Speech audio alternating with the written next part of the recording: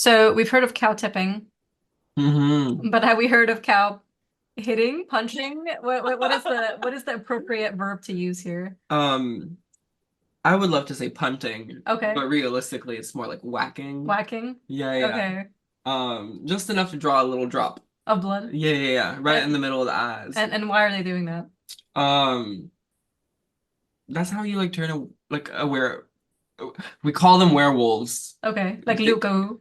yeah, like a loup-garou, Mhm. but they do be looking like cows. Why? Um, My name is Wolf, but you can call me cow. or goose, Or goose. or duck, Or duck. or pig. Or pig. But why? Um, I'm not sure why they're cows, but essentially if you like miss like 7 Easters, you get cursed by the priest of your town and then to like repent for your sins and then you This priest is more hardcore than most witches these days. yo, the priests are crazy up there. Most of the time you hear of like a plot of land being cursed or like a house being haunted, it's a priest that was like, fuck this place. Hmm. Y'all need to stop dancing. That was a big issue. Everyone Wow. hated dancing like Footloose. First of Straight up all, Footloose. French Canadians said no fun allowed. No fun allowed, and we have bangers. Yeah. Yeah, insane. As you've introduced me to today, actually. Yeah, they're good. I love our folkloric music. Hmm. But yeah, essentially if you're cursed by the priest because you haven't done your Easter masses, you are compelled to lay down on a pile of manure and take off all your clothes, rub yourself all over, and then turn into a random barn animal. And then no one understands that you turn into an animal, so you start chasing them down because the only way that you can really get out of it is if someone makes you bleed. So you essentially get cows chasing after people and people thinking they're tormented by demons when in reality you're just trying to get out of your shit. Oh, I know that one. Kafka wrote a story about that. Yeah? Yeah, the Metamorphosis. Oh. Yeah, kinda. Yeah, yeah. Kind of like that. But basically, they need you to scratch them so they draw blood, and that fixes the situation. Yeah, yeah, exactly. So you get stories of husbands that are like, hey babe, Hmm. just so you know tonight, if a cow comes looking at the window, just take the knife and stab it in the tongue. Just don't ask any questions. I'll be back by dawn, promise. Um, because they were cursed to turn into a cow, and they know. Hmm. That's the thing. They know, and they were cursed, but they can't do anything about it because when you're Hmm. in like human form, you can't talk about it. Hmm. Um, And like the coolest, most traditional Quebecois trad wife is like, okay, honey. yeah, yeah, exactly. And then there's actually like a lot of stories of like it does happen to be wolves sometimes. Hmm. Sometimes there do be a wolf if you're lucky. You Hmm. get to be a cool little wolf. Yeah, like, they got the cool form. I Yeah, mean, yeah. honestly, cows are cool, but Cows that are cool, but they don't go very fast. that's true. You know, you can't really chase someone down and get changed back. Stab me, please. Yeah, yeah. And I feel like people are more likely to like stab a wolf than they are to stab a cow. Release me from this endless torment. Literally. We in our War Tiger episode, we actually had a whole thing where people, piss in a circle and that they take on the Uh, the tiger pelt, excuse me, and like that causes the transformation. But it's quite illuminating to hear of this take. Also, might I add, Salt, your voice is so different. yeah, I lost the accent. Yeah, you don't sound like this no more. No, not at all. I mean, I can go back to it. Yeah, indeed. We are joined by Mahigan, none other than Howdy. Mahigan Saint-Pierre from Kitchen Toads today. And Salt is having a little journey because he was cursed by his priest for not attending Anglican church. Mm-hmm. And Lucy guy. yeah, he sometimes at night, like when I roll over to try and cuddle him, like he's not there, but there's a goose like pecking at my window. Yeah, I don't sometimes the goose is like wielding a knife in its beak and trying to throw it at me. It's like that video game. Actually, Key, do you remember? Untitled Goose The Game, yeah. Untitled Goose Yeah, Game. yeah, yeah, exactly. Yeah, yeah. Thank you. Yeah. So I guess whenever he's relieved of that situation, he'll be back on the podcast. Just give him a smack. I don't want to. I don't want to. I love him. That's my fiance. Stop. For his own good. But yeah, we love him. We miss him. Back soon. And for now, here's Mahigan, our very good friend who's currently sitting right next to me. I'm about to get on a plane and be next to you guys as well, but Yeah, Well, that literally happens. We tomorrow. can go to the music. Yes, yeah, literally. Yeah, well, let's wait for Key to arrive and join us here. And yeah, that's the music we're gonna be Be looking back for. after the short intermission. Next time on Dragon Ball Z.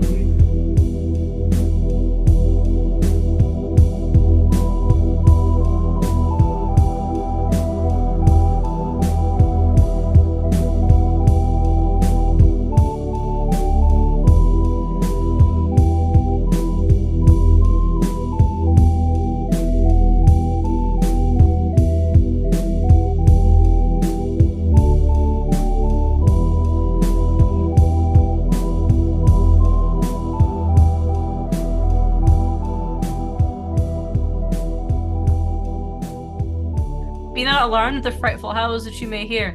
It's Finger Bichon Key with Mahigan. Mahigan Saint-Pierre of Kitchen Toad, our longtime friend, absolutely delightful, beautiful, incredible, amazing person and phenomenal magician extraordinaire. So glad to have you on for the second of our guest episodes, which will not like. I was thinking of it being like an arc. It's probably going to be a recurring thing where we'll bring on friends and specifically personal friends, which I'm very excited about. But you were the one to suggest the bee this time around. So what is bûcheron qui? Yes, just a good old lumberjack.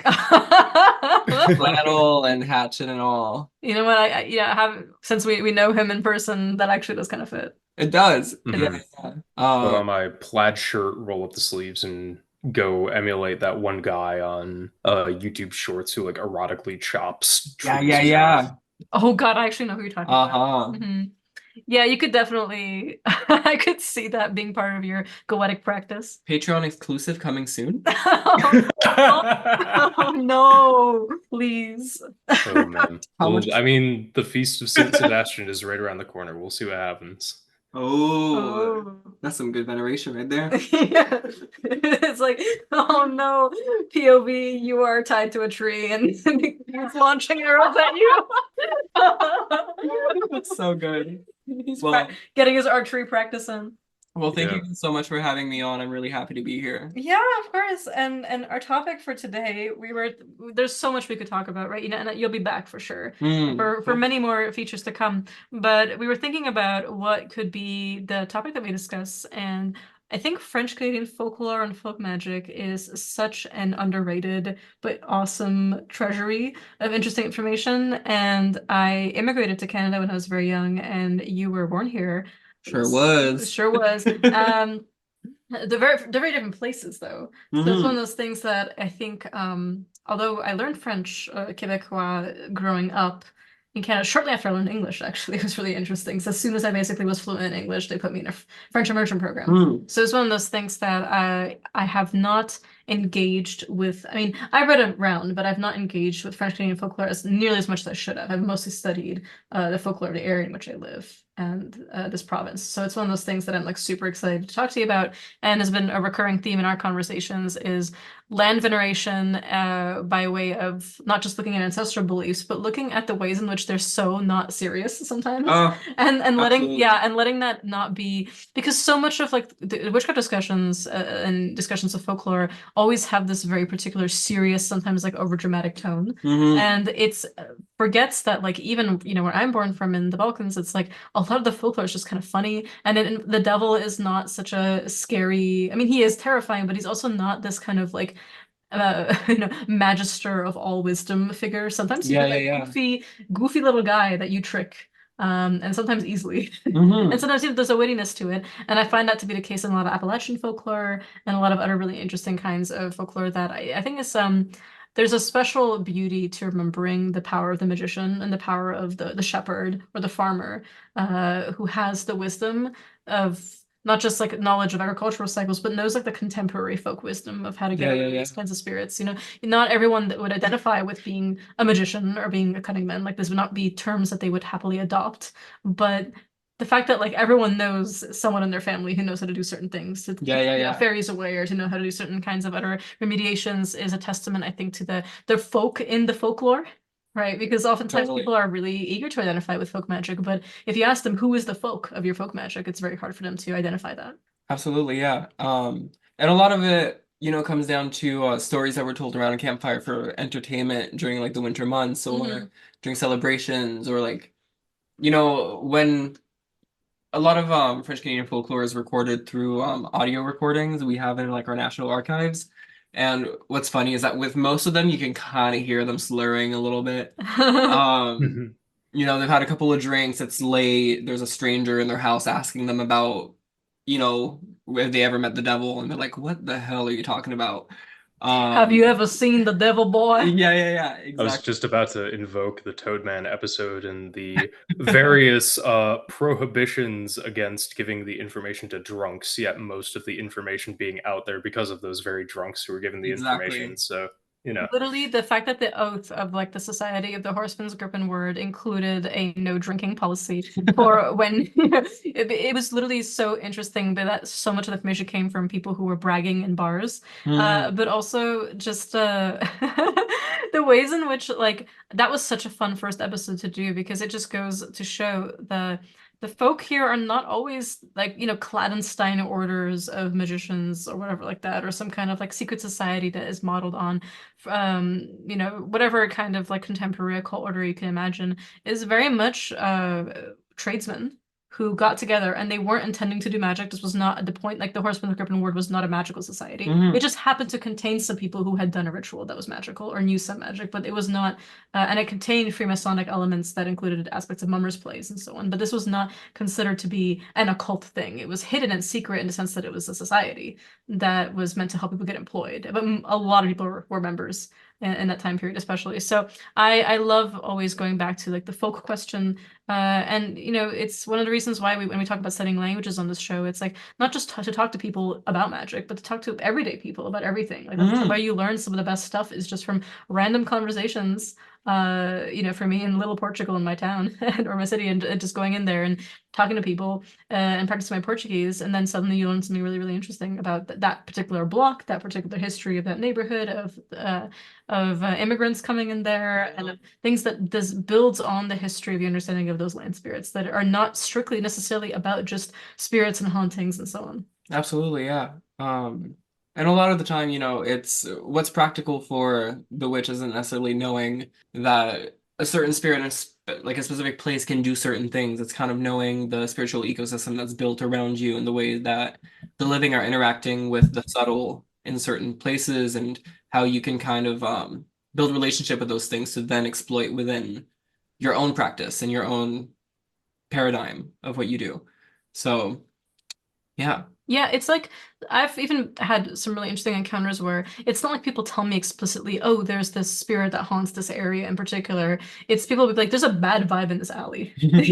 Like whenever people are drunk and getting into fights, it's always here. And we don't get why, because geographically it's not even that close to the nearest like bar people go to, but like it's right here. And then Hmm. later on you realize like, okay, well there's something going on. And it's like, oh, well, I scryed the area, I did a divination, and there's definitely a spirit that just loves trouble. Hmm. And that's not like a part of like local folklore, it's a part of local life, which becomes folklore in that way because it's kind of like it's not necessarily always about clandestine meetings and crossroads and stuff like that. Although here we'll definitely get to hear some interesting stories like Oh, that. for sure. Yeah, but I'm really excited about this. One thing that I've long admired about your blog and about your work is your the way that you focus specifically on the local without it like becoming a fixation that limits you, right? So like I've noticed that you work with a wide array of spirits from many different traditions, but one thing that you consistently go back to is your own training in Catholicism, your own training in herbalism, your own understandings of animistic conceptions of your land and the way that you work. And you make your own candles, you pour your own things, you harvest your own herbs, you plant them around various places and come back and collect them. And that's just Hmm. really great is that everything is handmade. So the people who buy your oils and your powders and things that you make, such as myself, when not just to support you, but because I genuinely really like using them, I always know that it's going directly to support somebody who is really in touch with every aspect and process of that particular crafting of that thing. It's not, I mean, we all find ways to accommodate our needs, especially depending on things that are not so easy to find. But I really like that for you, every step of it has that. I mean, even just like the Mercury rabbit paw talismans that you've made that are so beloved by so many people at this point. I mean, I carry one in my backpack whenever I go out. And I've taken it on trips, including the one that Key and I went recently across Europe. And when I visited Salt when he used to live in England, I would always bring it with me. So it's been a faithful companion, and I just love that you even everything was hand stitched and every part of it, was cultivated in a way that involved reciprocal relationships with the very land spirits that you're working with, including your own familiars, to go out and tip you off as to where to go. You were someone I very much kept in mind when we were recording the episode on Gathering Materia, the 14th one, because that is you embody that philosophy that we tried to communicate in terms of having that relationship. So I'm really excited to explore some French Canadian stuff with you. I thought maybe we could start with you giving a little bit of background for those of you listeners who are not as familiar with your work and who you are, and why specifically you're really interested in sharing this with us. Yeah, absolutely. So, I'm originally from La Côte-Nord, which is northern Quebec. That's like on the shore of the St. Lawrence and everything. And so, my family is sailors and tradespeople and fur traders and alcoholics. In the best of ways. And so, I grew up very rurally, and we did move around quite a bit, but it was always very, very much somewhere in the backwoods, surrounded by pine and rivers and stuff like that. And there's a very, very rich landscape in those kinds of rural places. Quebec was very slow to develop, and it still kind of is. Like where I lived, we didn't get access to the internet or to cable or to any sort of like wired network until like 2013, 2014.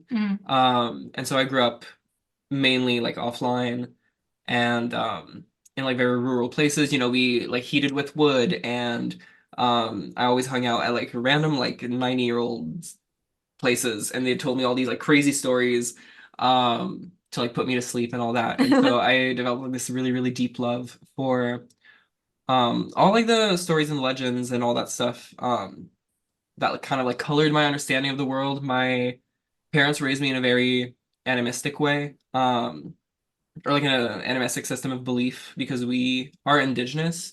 And then even though I was also like in the church and everything, because everyone in Quebec kind of is, it's very, very religious.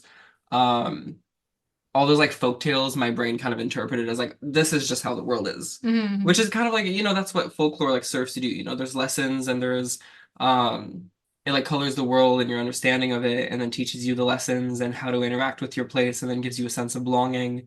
And so moving around so much, I kind of like latched onto those stories, and it really colored how I practice my craft and how I honor my ancestors and how I focus on, the process as ritual, as much as the ritual itself.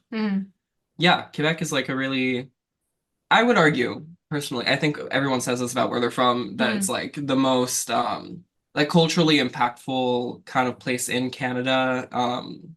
If you look like before the last like 50 years, just because we are like the oldest surviving society in Canada that's like really structured and everything. So Quebec was founded about 430 years ago officially, but we were there about 100 years prior, with missionaries and Jesuits and all that stuff. And so it's mainly like a nation of immigrants, lots of Irish, lots of French, lots of Scottish, a little bit of German by way of the Maritimes. And obviously all those people came and like mingled with the indigenous populations and everything. And so they brought their folklore, and then they learned about the tales and legends, and then the very vast like array of beasts and monsters and the bestiaries, as it were. Yeah. And like different creatures that the indigenous people believed in. And so you get stories about elves, and you get stories about little people that aren't like too different from the like indigenous Mexican belief in like little people and all that from the indigenous folks, especially like the Micmacs. And the Hurons have a lot of stories about those. And but then the settlers came in and they were like, that sounds just like the elves that would knot my horse's hair. Because they don't have no hagstones. Yeah, exactly. And so, yeah, the folklore developed like very naturally. We have a very, very strong culture of raconteurs and like storytellers, Hmm. which is like a whole insane profession. It's like a minstrel bardic Hmm. kind of thing where like you go to a show and it's like, yes, they like play the fiddle and like maybe they'll do a little gig or something, but most of the time they're just like telling stories. And they've Hmm. told the story like hundreds and hundreds of times, so they're like animated and everything, and they get everyone into it, and then like kids fall asleep and have weird dreams about them, and like it's I wonderful. love that. That's very reminds me a lot of the gusle tradition in Serbia, where yeah, Mm, it's a one string instrument that's always accompanied by song. And there's like mm, whole situations where like the exact same folk song that Vuk Karadžić would have cataloged, and which is one of the reasons why we have them preserved in text now. That they were oral stories that including long ballads and epic poems that take a long time to perform, but it's a whole show where everyone pulls up a chair and listens, and like the whole tavern as it were goes crazy, or the mm-hmm. kafana. I love that kind of stuff. And I definitely relate to what you're saying because like um there's a joke among my friends that if you've seen the show What We Do in the Shadows, that I'm the character Nadja because I'm constantly talking about my village. Which is like not a very big place and definitely got cable and internet very late. In fact, my grandmother still doesn't have internet. But she has a little TV now. It's very tiny. Key has seen it. Mhm. And the my great grandfather built the well that's on that property that actually struck a stream that has the cleanest water in the area. So it's very cool. Like, and there's lots of folklore about that well on my grandmother's property. So Mm, it's cool stuff, and it's one of those things that I feel very nostalgic about, even though I've moved to Metropolis now in a completely different country. My parents and I moving when I was quite young. But I grew up there in the sense that like that was where I had my first education. And it was definitely exciting to see the parallels between some of those things and what I've encountered here among both indigenous lore as well as settler lore. And I've also found it interesting to see not just like the excitement of noticing parallels, but also like I've mentioned this a few times, but like when a tree or when a particular land feature that is sacred in my witchcraft is not present here physically, like that mountain is not here, it's in a different peninsula, right? mm, Across the ocean. What is that for me here? And when I fly out of my body, what is that? Like, where do I go to then go there? mm-hmm. And what tree stands up to be this tree that's not very commonly grown here, for me? And that those kinds of things I have found as part of like the immigrant experience for myself have been especially fruitful in having a much better understanding of the question of why something is used in magic, as opposed to fixating only on the specifics and the materia of like a particular thing. So it kind of like as much as we love materia, we're not materialists, right? Mm-hmm. So it's one of those things of like respecting the spirit of those places and knowing how fungible they are, and not necessarily always that bound to a very particular physical property. Yeah, yeah, and that's something that I try to talk about quite a bit in terms of, a plant that you're gonna grab in the cemetery is not gonna be the same as a plant that you grab by the river. Hmm. Even though let's say they're both mugwort, Yeah. one might be better suited to like calling on the spirits of the dead, and the other might be better to like bless your travels. Yeah. Um, and stuff like that. And that is I think where we see like the web of interconnectedness that is born of folklore that can really influence our craft. I know the river is good for traveling and for money, and it has, built settlements, and its spirit has been um, important to the prosperity and the fertility of the land around. And so the herbs that I'm going to find besides it interact with it in that certain way. Um, they're just very good, neat stuff.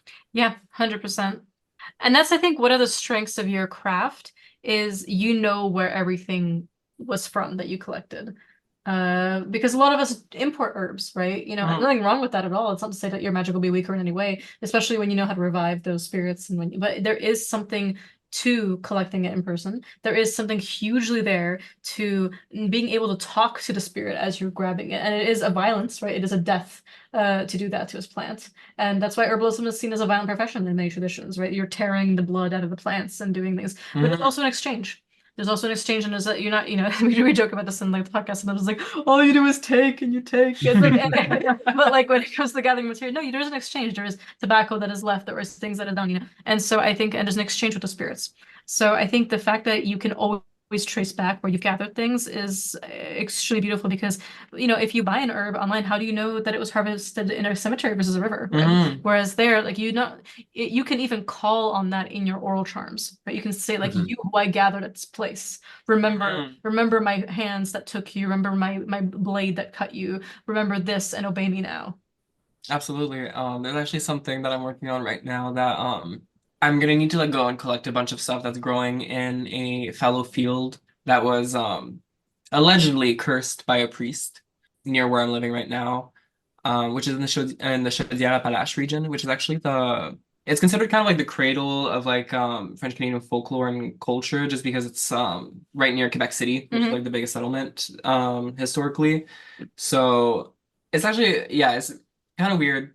Essentially, there was this big taboo against dancing back in the day, and it actually appears in our folklore as this very, very common motif that like you'll find literally everywhere, whether it's like Gaspésie or like Anticosti or from the north or anything like that, that we call le diable beau danseur. And essentially how it goes in most places, the devil shows up to this dance, makes everyone dance to their death, essentially, unless he's like chased out. And then the priest comes and takes care of everything. But in this particular instance, there was this huge party happening, and this girl told this like beggar that she would take him to the dance. Not sure Mhm. why she chose to do that. I think she was just playing a trick or something. Mhm. And obviously, like when he shows up, she does not necessarily want to dance with the beggar in front of all her friends, Mhm. and he curses the house. And so he leaves, and she just goes on with her dance and has a good time. And then a couple hours later, this beautiful young man comes dressed all in black with like a beautiful top hat and this like this very typical depiction of the devil with like this very triangular mustache Mhm. and this like long goatee. Yeah, yeah. And these like shiny leather shoes and leather gloves and everything. He's in this nice coat. And he's like, Uh, I have crossed oceans of time to Yeah. be with you. Yeah. It's like he comes in and he sweeps her off her feet and takes her dancing, and they have a lovely time until she realizes that his hands are clawed and his feet are hooved. Um and there's little horns poking out of his hat. And so obviously she freaks out, and then she like tries to stop dancing, and then he's just like, nah, you're gonna keep on dancing, and everyone's gonna keep on dancing. And then um this like giant jig kind of happens where everyone starts falling and fainting and out of exhaustion. And there's actually like cases of um, people allegedly dying from being danced by the devil like a couple of days later. Like if it was too cold, they got too hot, and then they got like Mm. apoplexy. Mm. Um, and so in this particular case, there was like this old lady in the corner of the house, and she was praying her rosary, and she noticed that every time the devil swooped by, she like saw flames in his eyes. So she started praying her rosary against him, and then eventually the priest found out. I'm not sure. Mm. I'm not sure where he came from, but the priest shows up Mm. and chases him out of the house. Maybe she was psychic. Maybe she sent him a little bird. Mm. Um, and he actually gets so mad that the priest got to chase him out that he like farts really, really loudly and sets the house on fire with it. Mm. And then just like rides off on his horses. Okay. I've learned three things from the story of Le Diable Bon Danseur. Number one is priests love to curse things in Quebec. Yes. Like they be cursing. Yeah, They be firing the big iron on their hips Mhm. fairly regularly. Number two is the flatulence, if you will, of the devil. I love how he comes in and he's all sexy. And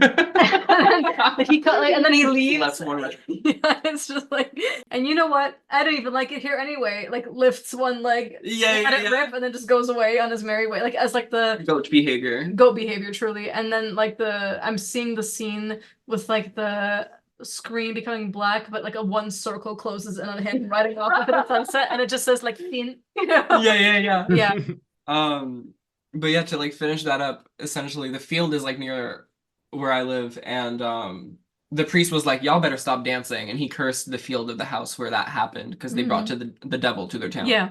And so you'll find that kind of like all over Quebec. There's a lot of like sites where a priest cursed something or a priest did something because the devil was there. The third thing I Um, learned from the story, by the way, was that again, haters of dancing. yeah. Yeah, No absolutely. dancing Like allowed. truly no fun allowed.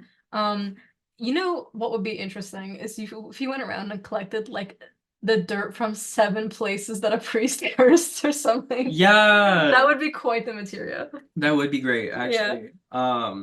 Yeah, a lot of the stories end up with a priest cursing something. I don't know why they were so evil. I think honestly, in our folklore, like the devil doesn't do that much. Like he kind of just like shows up, has a good time, fucks with people, Mm. and then the priest comes and curses everyone. He's a certified hater. Yeah, Yeah. absolutely. But we have other instances where a church is cursed by the priest again because um we Okay. have like this other very common story about the devil where he'll appear as like this beautiful horse with like shiny black pelt and like um could carry 8 tons while the other ones were sweating at like 2, Mm. stuff like that. And then usually when that happens, the priest is like, bridle him and don't take the bridle off. Don't ever take the bridle off. And then obviously he's so beautiful. He's so beautiful. He's so well mannered. So someone will like take the bridle off to like let him drink a little bit of water, and then he just goes and vanishes. And Mm. that's usually a story that's found when like on construction sites for old churches where like the stone was really, really far away and they had to like go like 3 or 4 towns over to carry it. And so I believe there's like maybe 8 or 9 churches in Quebec that are still standing that were like allegedly built by the devil. Hmm. Honestly, I don't think anyone's figured out why the devil helps build churches at this point. Not to distract too much from the cultural context that we're going into, but there's actually quite a lot of interesting overlap in Serbian folktales of Satisava, so Saint Sava, who Mhm. tricks the devil into helping him do basically like construction of churches, construction of watermills, construction of farms Mm. and farming tools, or helping, and the devil gets invents a farming tool that, and then he places a particular condition on its use that benefits him, and then Satisava tricks him out of that. There's a very famous Mm. one where basically the devil creates watermills, like invents them, and watermills are typical places where devils in the plural exist and live. And so what ends up happening is he says that he wants to have complete dominion over this watermill, and on certain days, and Satisal manages to negotiate with him, and he says, you know what, and he manages to get him to agree that the day that he will own the watermill is Christmas Day. And this is our Christmas episode, actually, come to think of it. It's amazing, right? Like on Christmas Eve.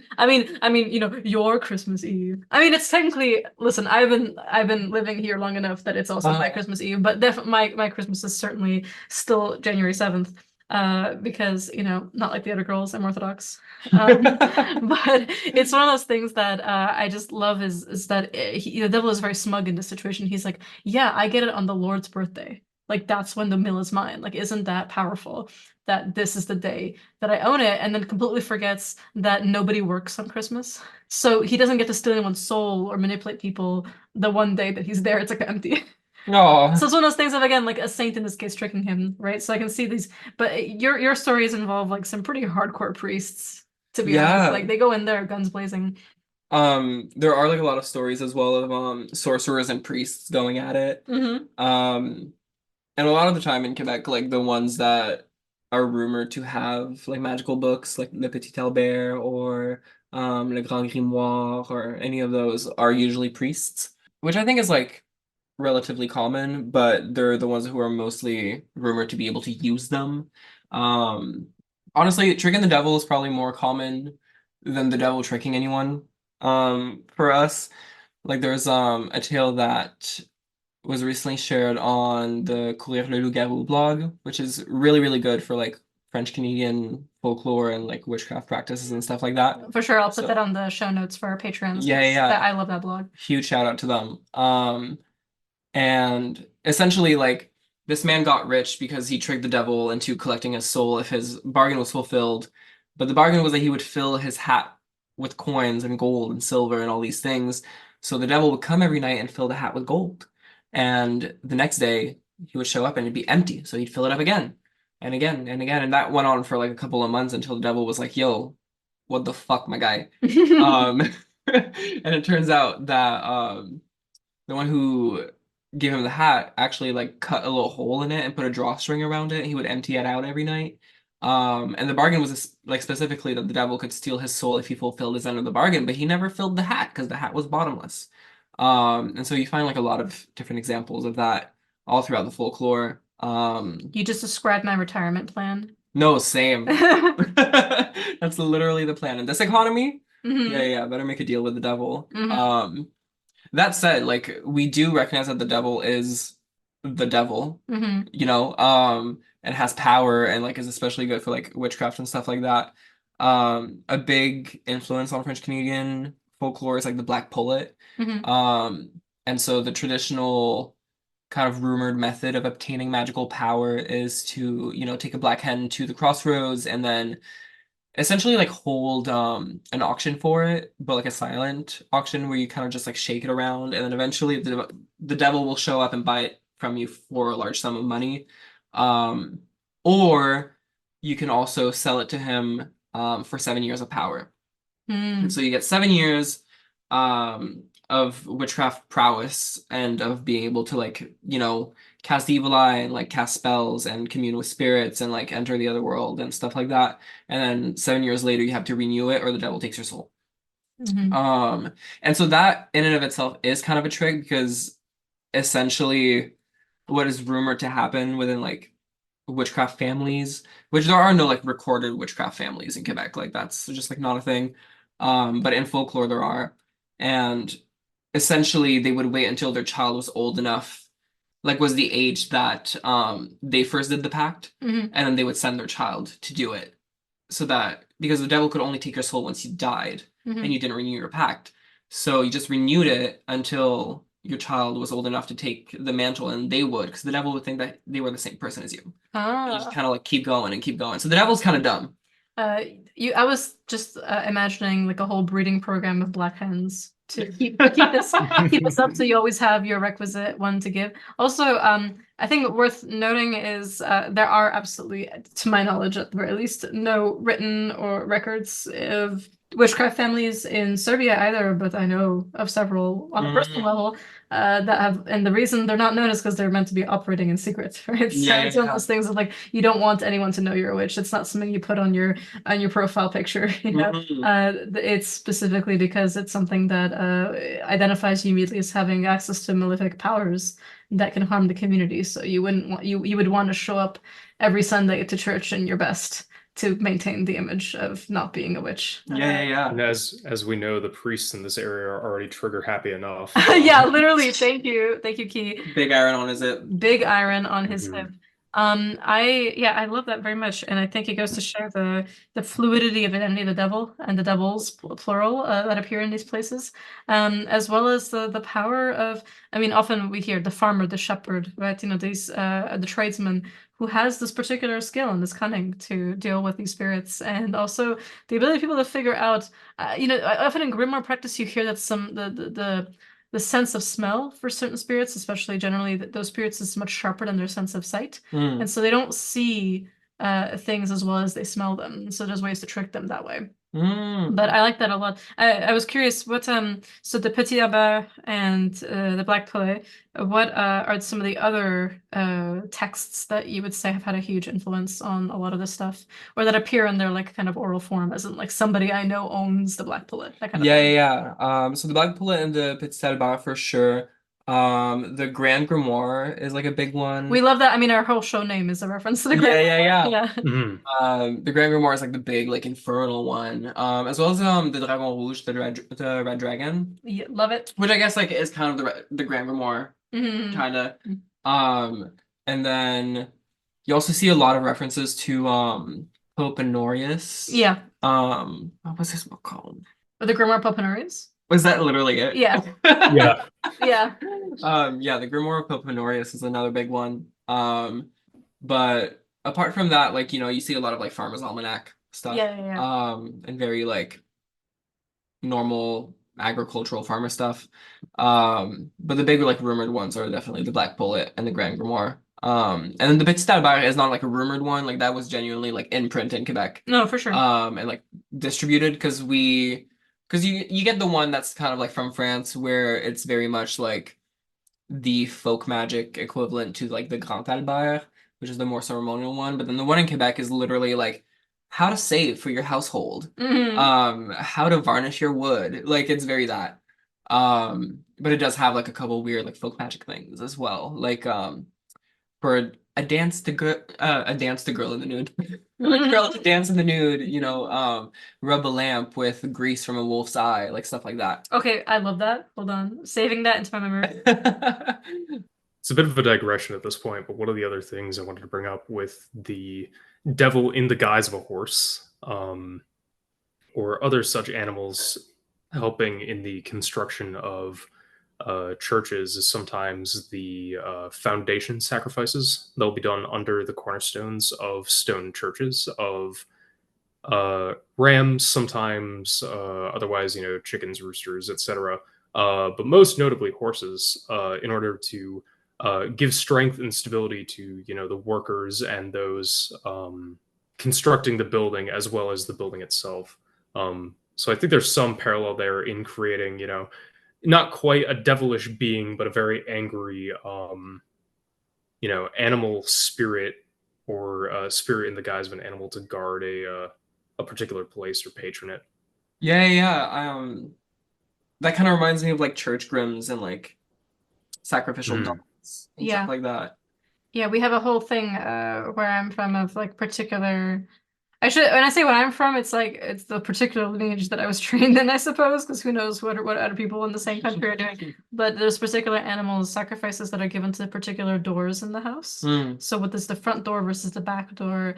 What particular beams under the houses when they're being built, if you're building the house yourself, and the edges of the property in different directions. And certain animals are given to the apiary, for example, versus the general pen of whatever animals you're keeping, pigs, goats, sheep, and so on. Yeah, I absolutely love that you create your own spirit in that way, very much like the Talasan. Definitely, yeah. I think there's some overlap as well with hiring these particular spirits from the devil to begin with. Sometimes the patronage of a cat that is given to a wall in certain Germanic lineages. Yeah, absolutely. A bit of a digression as well. I'm just curious, since you mentioned indigenous folklore and since you are indigenous yourself, is there a parallel spirit or group of spirits that acts in a similar way in lore you're aware of from your tribe or from other tribes of Quebec that acts in this way, like the devil, or was this kind of a new introduction of folklore to the area? Yeah, so I'm Innu, so I'm Innu Montagnais. And within our kind of like traditional beliefs, there's not really any equivalent to the devil. Especially because my tribe was one of the first to kind of like accept Catholicism. So we converted really, really quickly and very peacefully. Um, and so we didn't really keep too many of our traditional beliefs alive until today. We have three lords. We have like a lord of the forest, a lord of the sea, and then a lord of battlefields. And so we do have like trickster spirits. Like we have like evil winds and like we have like wendigos that kind of act as like our the equivalent to like a genuine like witch TM in like folklore, where it's like not like someone who practices magic, but literally like a spirit that like rides and like curses fields and like eats people and like A monster, yeah. yeah, exactly. And you would essentially become a Wendigo if you committed like a series of taboos, including like raping your sister, killing your parents, eating human flesh, all these kind of like very, very horrible, terrible things. And then your spirit would become that of a Wendigo, and then you would go forth in death as a Wendigo. Which is different from like, that word is kind of used in like a lot of different areas. So I know that in Northern Ontario, for example, it's kind of used to describe just like cannibals, and not necessarily spirits. And then you've also got tales that are like the Wendigo is like the father of mosquitoes. Because he used to eat young couples and then they burned him and the smoke transformed into mosquitoes and that's why they suck our blood. So it depends like who you ask, but we don't really have like a main big trickster spirit that really like that you can like form pacts with. Usually we're more on the animal side of things, where like you journey, and we had this one specific ritual called the shaking tent, and then within that you would meet your personal spirits. And so good sorcerers have spirits like the moose and the bear and like, all the like the wholesome good animals. And then evil sorcerers would have like toads and snakes and like evil vultures and stuff like that. Oops. Huh? Whoops, my bad. My bad. And so, all that, but we don't really have an equivalent to the devil. That was very much like a white man thing. Okay. Well, I appreciate you sharing that very much because I'm always curious as to like, especially when different populations enter the same space, like we see that in the Balkans with the influences of Thracian, Vinician, Illyrian, Roman, Mediterranean, Greek, Turkish, Hungarian, all these different influences, certainly like Slavic in general, as the migration of the Slavs came into that basin. It's one of those things that like it's interesting what fills in folklore and what fills in spirit hierarchies as things blend. It's something that always fascinates me with immigration populations is like where does especially as syncretism is often very much a violent way of a dominant culture imposing itself upon a less dominant culture that it's subjugating. So it's one of those things that I'm always curious as to what happens when particular spirits mingle and adopt each other's qualities, or what happens when they're transformed into a new understanding. Mm-hmm. That said, though, I'm still freaked out by these priests. Yeah, the priests are a little wild. One of the big like witchcraft, like recorded witchcraft, or magic events that really happened in Montreal in I believe in the 18th century, where this priest essentially promised that he could find out who stole something, and he used like a crucifix and like candles and like a wash basin to scry into. And he did all these rituals, and then all of them failed. But he was still convicted. That So he even tried it was too much. yeah. So the priests are like a little rock and roll. They're bad boys here. No, absolutely. There's a lot of like stories of priests just curse anything. Listen, I kind of Anything. I like it. I like the wandering black school student vibe of these Quebecois priests. Also, I think that it just dawned on me. We need to take Salt and Key to Montreal. Oh We need yes. it. We need to take them around because I love Montreal Cemetery. Yeah, And Montreal. I love it so much. And every time I've been, it's been a true pleasure. So we definitely need to take these boys there. Mm-hmm. Yeah, last time I was Definitely, yeah. dirt from Leonard Cohen's grave, which was absolutely amazing. I got dirt from this one grave of a priest who died. He was murdered right after giving Sunday Mass. And Wow. one of my spirits pointed out pretty quickly that like he was killed while he had the Eucharist in his stomach. So the holy protection was not sufficient. So this is a dirt that you would use to screw up someone with significant spiritual protections, especially ones that involve praying to saints and angels and God. And I was like, Need me some of that right now. I was like, wow, you a nasty, nasty spirit. I like it. But I like the way you think. One of the things that I'm kind of curious about with these priests is in their intersection with all of these different grimoires floating around, did they rely kind of upon them principally as with like other grimoires that would assume the operator is like a priest in the first place or otherwise has like holy orders? Or are these kind of more diffuse among the population? Like anyone who has their hands on them would generally be doing them. There are accounts of like lay people also owning them. Mhm. It's not just priests. Usually it's because the priest kind of like plays this role of like magical healer as much as, the local sorcerer would. Um, so they're often rumored to have access to those books, but you also have stories of just like a random old man who got his hands on one and now does magic. Um, so they weren't like really used as principal books. For And sure. I don't believe any of them really require to be ordained or anything like that from my Mhm. memory. Um, I do believe that there are a couple of prayers from the Pope Honorius Grimoire that like when I was reading it, I was like, I feel like I heard this somewhere in church. I feel like I know someone who uses these.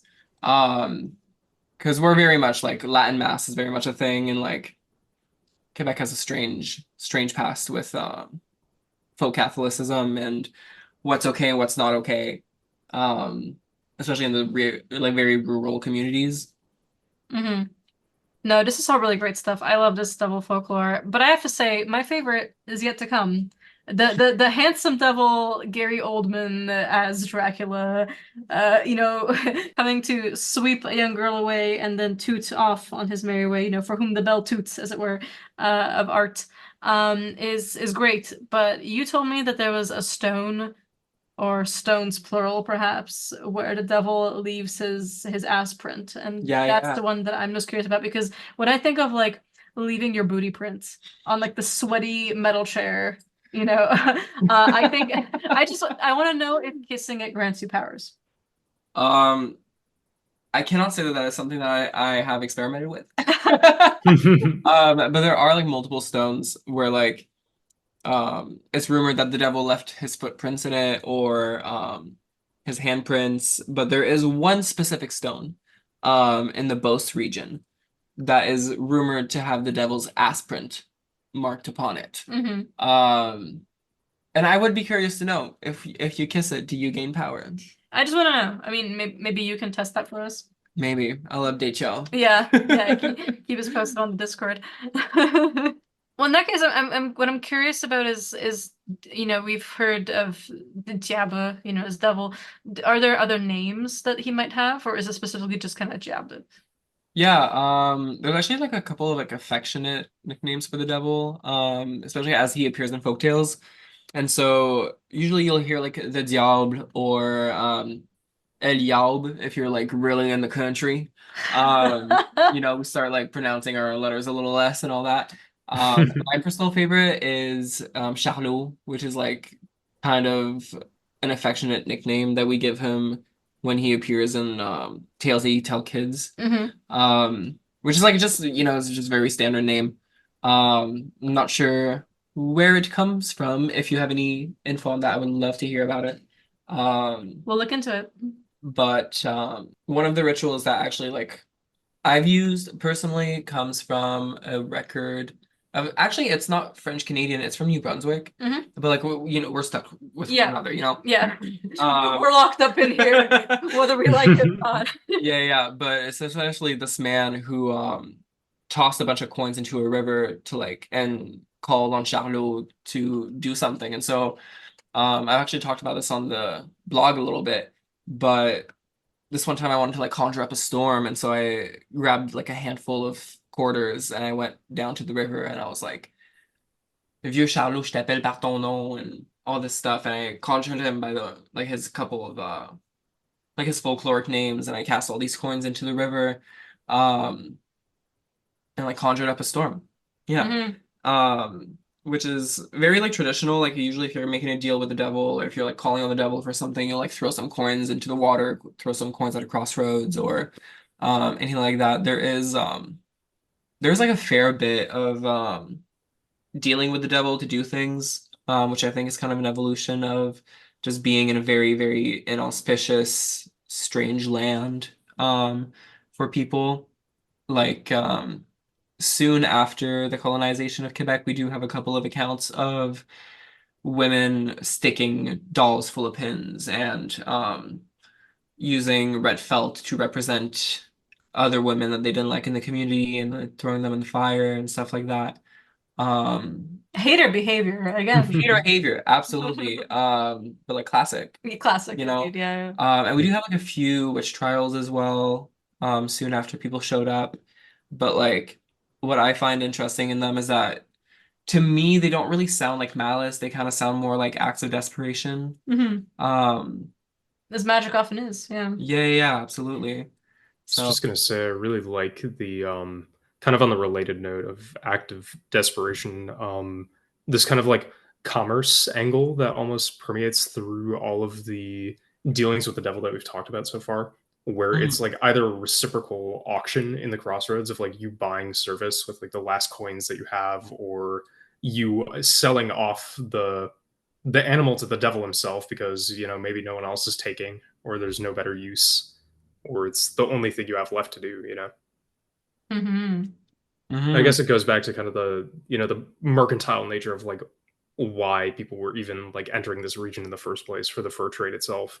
Yeah, yeah, yeah, exactly. And I mean, like the devil's like associated with the crossroads and the carrefour, which in French does mean crossroads, but it also means like town square. So it's very much like he can be conjured either in the town square where usually people would meet and like trade things or, have commerce and stalls for markets and stuff like that. But also, at a crossroads in the woods where the fur traders would come and go and all that. Trade posts are also typically very haunted, and have a lot of tales of the devil appearing. So I think there's definitely a thread there. But going back to like desperation, I think something that's really interesting is that a lot of the time our sorcerers, like in quotes, Hmm. tend to be like beggars and like poor people.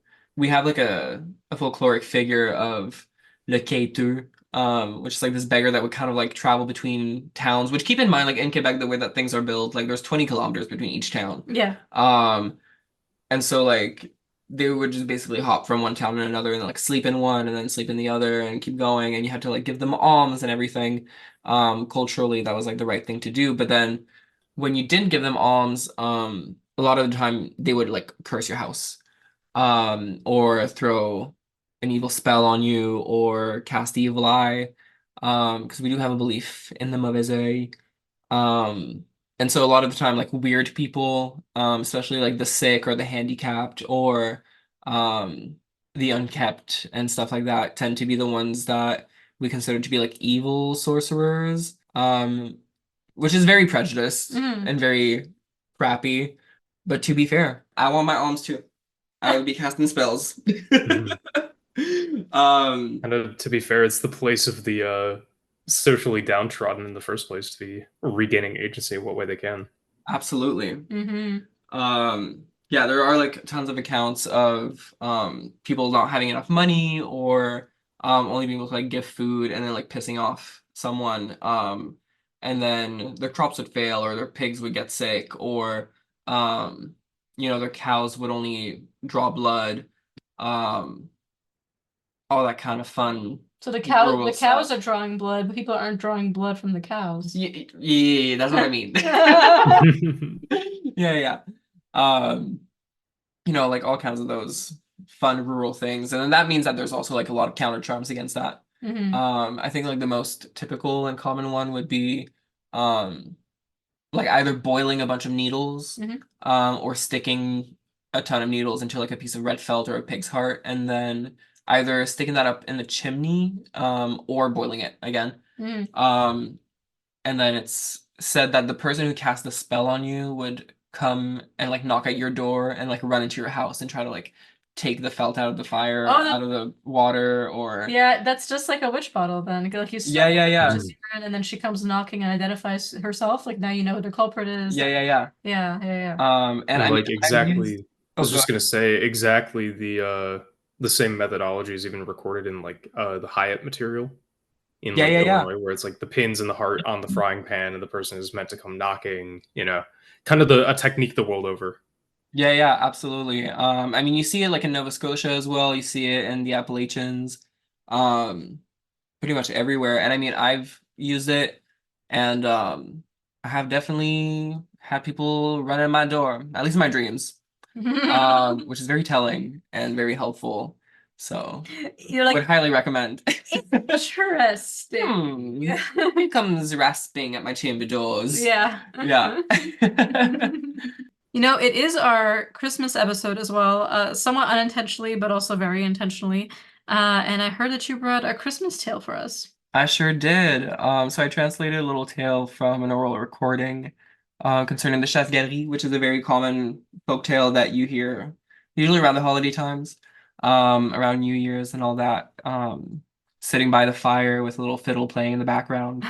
Uh, and there's actually a wonderful movie called The Wild Hunt that you guys should check out if you're interested. But for now, join us for this little retelling. Back when we had guys going up in the woods every winter, they'd leave when it got cold and came back driving the wood down the rivers in the spring. They'd go build their camps in the fall before it started snowing, and they spent all winter there. When Christmas came around, most would have liked to go down and see their girl. So the devil would appear to them out in the woods, and he would say, Make a nice bark canoe, men, and when the night of midnight mass comes around, we'll go riding down. So on that night, the canoe was ready all right, and the devil appeared at 1:45, and he told them there had to be 4 guys with paddles, like those we row with. He told them, You sell your soul to me, and then you repeat after me. Acabris, acabros, acabram. Let us fly above the tallest hills. So then the canoe would start flying up, and they'd go riding until they landed near the church in the village. By the time they got there, Mass was over, and the girls were coming out of there. And then they'd take them up in their arms and swing them around. You know how the young people are. And they'd go dance with them all night long. And before it got light out, had to be by night, that in the winter during Christmas time, they had to get back up in the canoe and ride on back. Whenever it started dawning a little, they'd say, we gotta get back. They'd all get back in their canoe, and the devil would come. Repeat after me. Acabris, acabros, acabram. Let us fly above the tallest hills. And then they'd be flying straight, all right. They said, row fast, row faster. Can't be dawn when we get to camp. It's gotta be dark. They always got there on time. One time, one of the younger ones, he prayed to the Lord. He was scared, And the devil went up in flame, and the canoe crashed into the trees. None of them ever came back. Found the canoe next year when we went up. Hell yeah. Love this story. That's really cool. I love the oral charm. Mm-hmm. Like, there's one that I use a lot to fly out of body in Serbian, but like this is really freaking cool. Like, what a great like charm to leave the body even and Yeah, to yeah, go, yeah. like, the wild hunt. But It also, kind of reminds me of like the Isabel Gowdy, like I shall go into it. yeah. I love it. Also, Key, great voice for this one. You didn't see this because I'm sitting next to Mahigan, but when it went from your voice to mine, he did a limp wrist at me. He was like, oh yeah, like Key's doing the manly, gruff, storyteller voice that he used for like the episode 1 of the Toadman, where it was just like have you ever seen the devil, boy? But which we got some comments on that one being like, yo, what accent was he doing? Daddy Dom. The ghost of Dryberg comes to haunt us again. Yeah, the ghost of Tom Dryberg, episode 4, comes once again to post his Dom top nature. I think what I liked though for this one, was I was thinking about what voice to do the devil, and I was like, you know what, I'll just do my own. And it kind of worked out. She was a little like, hi guys, make a bark canoe. A little sassy like the devil is. Yeah, well, it's a little I love pompadours. it.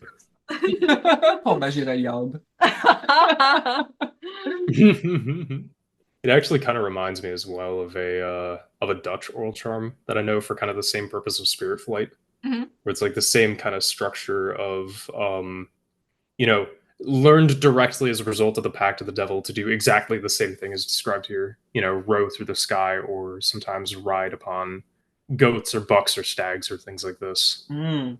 Yeah, one variation as well is the it's like over houses, over gardens, over stakes, over Cologne, like the city, into the wine cellar. Over coon. Mm-hmm. Love it. That kind of reminds me of that oral counter charm that you shared a while back. Yeah. Yeah, from the spoon to the tip of the knife. Yeah, it goes from like the entrance of the house into the actual house, onto the sofa, onto the table, from the table onto the plate, from the plate into the spoon, from the spoon into your mouth, from your mouth into your stomach, and from the stomach into the pits of hell and so on. Yeah, I love it. It's so good. And then it goes into what happens when the person who sent the curse against you, because this is an anti-curse charm to reflect it or to send it back, was not alive. Like the person is either passed since this was happened, or they were already a spirit. And it goes into how to get it into their corpse. And it says, into their grave, into the depths of where they are buried, into their skin, into their corpse, into the bones, and if no bones remain, into this part, and so on and so forth. So I quite like that. Super good stuff. Speaking of identifying, who was being a little naughty because you dreamed about them, what are some of the divination practices that we find in this area? Because I've seen playing card stuff very Yes. much in Quebec. Is there any particular scrying traditions that are particularly noteworthy for you? Yeah, you see a lot of like scrying and wash basins, Yeah, yeah, which I yeah. think is very typical of that time. Hmm. Kind of like outside by candlelight and all that, and scrying, especially for thieves and for lost objects and that kind of stuff. We also have a lot of like, put this under your pillow, you're gonna dream of your husband. Mm. A lot of that. Throwing an apple peel over your left shoulder and like seeing what letters it forms. Ooh, that's cool. Not only to I like that a lot. yeah, not only like to find out like who you're gonna marry or like the initials of who you're gonna marry, but anything. So you can like cast appeal to like find out who stole your goat last night. Hmm. Um, you can do that. I'm gonna start using that. That is really cool. It's real easy, it's real good, Hmm. always very effective. Is it cast over the left shoulder specifically, or can it Yes. be? Hmm. So you have to like peel the apple in one piece. Hmm. So you have like one long strand and then you throw it over your left shoulder and you see like which letters it forms or what images it forms sometimes. Hmm. Um, which I think is a lot easier than trying to find a name from a geomantic chart. Do you say anything when you do it, or is it just the act of Just do throwing? it. I love it. Yeah, yeah. Are Like you'll peel the apple, like thinking like, who will my husband be, Hmm. or whatever your question is, and you like concentrate on it. You can witch it up like real easy. Hmm. You throw it over your left shoulder. Personally, I am team if you don't eat the apple, the prophecy isn't true. So if like you don't get an answer you like, just throw the apple out. But if you Not do, him. you eat the apple and then everything's good. are Not you him. It's the French Canadian apple bachelor. Yeah, yeah, yeah. So yeah. Exactly. Um, are you able to throw the same peel multiple times to like kind of Ouija board out a name with like one letter at a time, or is it kind of one throw and then deal with the apple, get a new one if you want to keep going? I've only seen it done like one throw per apple. Okay. But I imagine you probably could. I don't see why not. Um, I also see the virtue in it being one throw in the sense that it's now spent yeah, yeah, because yeah. it fell in one shape. Hmm. And Yeah, also it's landed on the floor, like it's landed in the dirt. So some of that essence is now in there. Yeah, yeah, absolutely. Especially like the energy in a kitchen being very, very important. Yeah, I'm a big fan of using your divining instruments in magic afterwards. So like Mm, bean charts, if it's a love chart and it's good, you cook it down and you feed it to the beloved. And that mm. way I could see even sharing the apple with the person whose name it came up. Mhm. Yeah, yeah, exactly. Mhm. Combine that with a little Icelandic cheese magic. Yes. Charcuterie board of art. Yeah, there's a fair bit of like practical common methodologies that I like to use in my craft. Obviously we talked about counter charms a little bit, and apple scrying, but the rosary is a really, really big one. Praying the rosary to various saints, or doing like a novena, for any saints. Like Saint Anne is a really, really big one. As like the patron saint of Canada. Saint John the Baptist is huge, which I know he's huge in your home. Yeah. Um, Jovan Krstitel. Actually, the national holiday of Quebec is Saint John Baptist's Hmm. feast, which is really, really fun. So we all celebrate him, have huge bonfires, and then go and like collect herbs and fiddleheads and stuff the next day, Hmm. which is really nice. I actually plan on collecting a bunch of ferns this year after St. John's, for that and that good invisibility juju. Hmm. Um, Following up with the hater behavior. Because we are a nation of haters, low-key. One of very, very common folk charm that isn't even like it's not even like sorcerers who do it, like it's just people in general, like your grandma will do it if she does not like your husband. Is like Nuit de Guillette is what they call it. Hmm. And basically like take anything that's like phallic or like yonic and then you basically like tie them together facing opposite direction at someone's wedding ceremony to make sure that they can't conceive. They can't like Ooh. consummate their marriage. Ooh. And so like either bring infertility or give reproductive health issues or a little erectile dysfunction, which honestly best curse out there. Go to. But like yeah, it's like very common and literally anyone can do it. Boo, we hate your pussy. Literally. And then like to undo it, you basically have to like turn them towards one another or you have to burn the items. But usually they'll like leave it in the altar of the church after the ceremony. So it can be like prayed over and like mass can be said over and stuff, and it like ties it into like the general paradigm of the world, and then they'll collect it and hide it. There actually is like people have found like genuine like charms that were used to do that, and like purchasing old houses and stuff like that, like they found them. So that's really really fun. There's a lot of like turpentine healing, kind of similar to the Ozarks or like the Appalachians, of like saying prayers over turpentine and then like putting it on your child's chest, which please don't do that. Please do not do that. As a certified lead pouring divination moldibomancy enjoyer, I use tin Yeah. and not lead, and there are reasons for that. Cue one of my mentors who taught me lead pouring divination and her incredibly raspy voice. If you guys do want to try out some turpentine healing, I have had good success using the charms for them with Vicks Vapor Rub because we love the Vaporu magic. Yes. We love it. Yeah. And yeah, there's a couple of other things. There's a lot of like water healing as well. There's the example of Guerrier Guerrier, who is this folk healer from rural Quebec that would essentially like you would go to her and be like, my hand is burned, and she'd be like, put your hand in this bucket of water. And it would like heal your hand. And she could do pretty much anything with it. She would like sprinkle water onto her traps for specific animals. And then she would always catch specific animals with them. Yeah, no, I love it. So much commonality across folk traditions.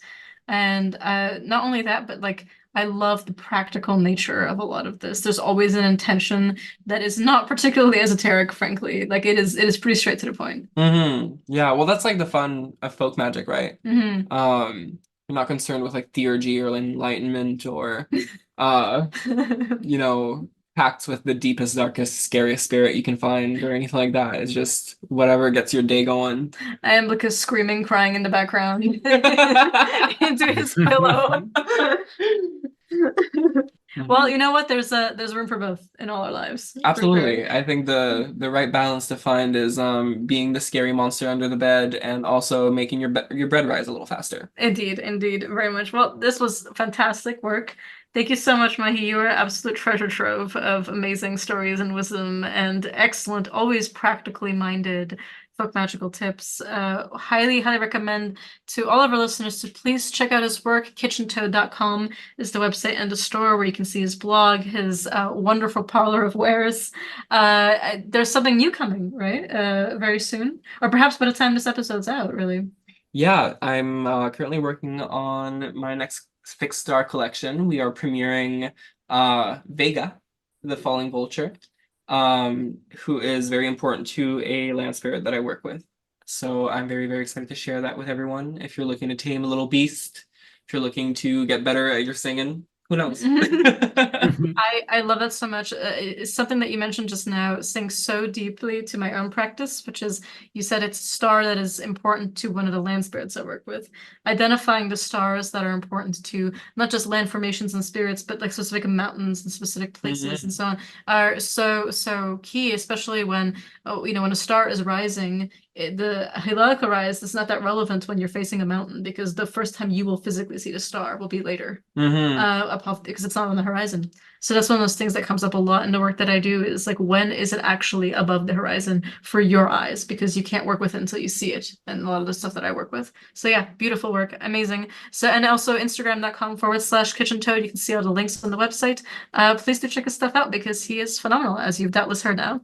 And for us, for little old us, the three of us with Salt and Absentium, but absolutely the Titan really that keeps all this stuff together when it comes to Frightful Howls. Please check us out, twitter.com/Frightful Howls and patreon.com/The Frightful Howls. As always, we have our special bonus episodes every month of the Q&A. You can ask any question that your little heart desires, including where the hell Keys accents come from, and we'll answer them to the best of our ability. It's a lot of fun. They're usually an hour to an hour and a half of extra bonus content every month. And if that interests you, please also check out our almanac. This is Salt's magnum opus that he gives us to help plan your folk magical calendar around, including feast days, oral charms, recommendations, astrological elections, and all manner of things. Way, way worth the price point of our one tier, frankly, which is $10 a month. Yeah, it's amazing stuff. And you get all sorts of other goodies, including the ability to suggest episodes, joining our little community, and certainly getting our little plant of the month folklore. And with that said, please do consider also checking out all of our podcasts are available on your usual platforms. If you can give us a rating, that would mean a lot. It helps us fight the demiurge of the algorithm and get our work out there. Thank you all so much. And with that said, let's circle around through our Akashic Records, this time very French. My own is Sur la planche 2013 by La Femme, because this was my song for a little while. Like when like back in the day, this was what would go on loop in my head. That entire album is great, actually. I love La Femme. I've actually rediscovered them recently, and I've been really, really loving their new album, which is actually mostly in Spanish. It's been quite Teatro Lucido. But yeah, La Femme is great. And Mahigan actually suggested no less than 3 Akashic Records.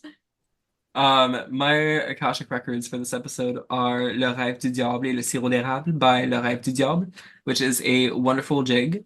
Tune d'automne by Les Cowboys Fringants. Rest in peace. Rest in peace. The lead singer recently died, so I had to include him here. And depending on when he died, in a year from then, you can start. I will absolutely add him to the ancestors. Yeah. I mean, a Quebec national hero at this point. Absolutely. Yeah. Yeah. And finally, Blanche comme la neige by Isabelle Boulay, which is actually the lullaby that I fell asleep to every night as a child. That's beautiful. We'll put all of these up on our Spotify playlist of Akashic Records of the Frightful Howls. Last minute addition from Key. Related to, the devil swinging in and farting out. I humbly present Cabaret Nocturne's Dance or Die. Oh, love that one. That one's so good. Beautiful. And our license to depart is a bit of a throwback to our very name, the Frightful Howls, which you may hear, being a Grand Grimoire reference. So we have the very license from Les Grands Grimoires. And we will have, although my French is not so bad, I think we will have Mahigan do this one. Key will take a rest for his beautiful vocal cords this time around. Oh, Prince Lucifer, je suis content de toi pour le présent. Je te laisse en repos et je te permets de te retourner où bon te semblera sans faire aucun bruit ni laisser aucune mauvaise odeur. Pense aussi à ton engagement, car si tu y manques d'un instant, tu peux être sûr que je te frapperai éternellement avec la baguette foudroyante du grand Adonai, Elohim, Ariel et Jéhovah. Amen.